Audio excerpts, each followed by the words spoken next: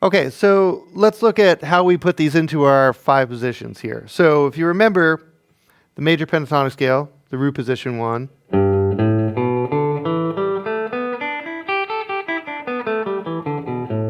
So there it is. So now we have to figure out where those half steps are going to be for the flat 3 and for the flat 7. So we have root 2, and then we're going to go for a flat 3. Now we could do this flat 3 a half step underneath that third and come up to the 3, or we could do it on the single string and go root 2, flat 3, 3. Both are right. You should work on both. You're going to find that in a couple different places here that you have a couple options.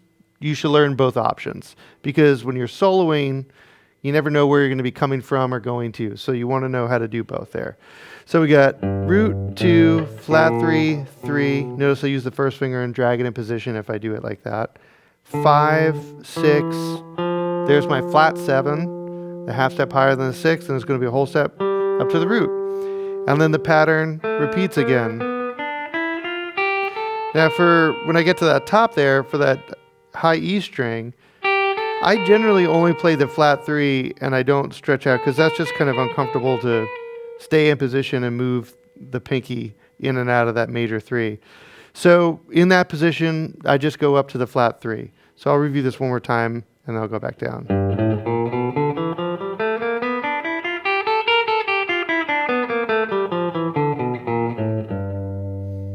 Okay, so now technically it's not a pentatonic scale anymore because we added those 2 extra passing tones, but they function as passing tones, so or ornamental notes, you know. So I'm not thinking of them necessarily as part of the pentatonic scale, but notes I can slide from or slide down from, or do little turns off of. Okay, that's how I'm thinking of it. So we understand it now, how it works in a single position. Let's look at it through the 5 positions. So if I start on the 2, I have 2, flat 3, 3, 5, 6. There's my flat 7, root 2, flat 3, 3, 5. Change position there with first finger. 6, flat 7, root 2, flat 3, 3.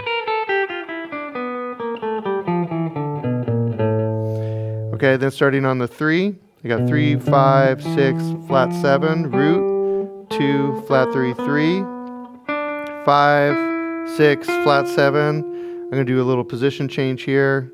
First finger on the root, root 2, flat 3, 3, 5. Okay, then off of the 5th. 5, 6, flat 7, root 2, flat 3. Pull back with that first finger for the 3. 5, 6, flat 7, root. Another position change. 2, flat 3, 3, 5, 6.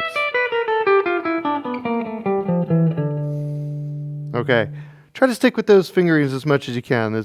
They're kind of the most efficient way to move through this. Last one, starting on the 6 here. So I have 6, flat 7, root. 2, flat 3, 3. 5, 6, flat 7, root, 2, flat 3, 3, 5, 6, flat 7, root.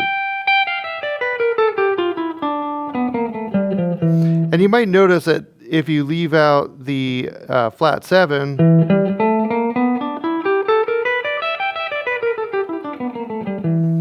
it's a blues scale. You know, it would be the relative blues scale, the E blues scale.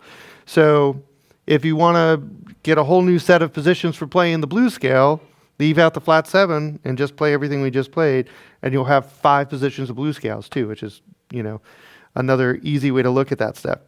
Okay, so we got our 5 positions. You got to learn them for G, you got to learn them for C, you got to learn them for D, because we have a 1, 4, 5 progression, and we need to be playing corresponding scales for each one of these chords. So make sure you review them for those 3 keys. And then we're going to move on now and learn how to voice lead these major pentatonics with passing tones.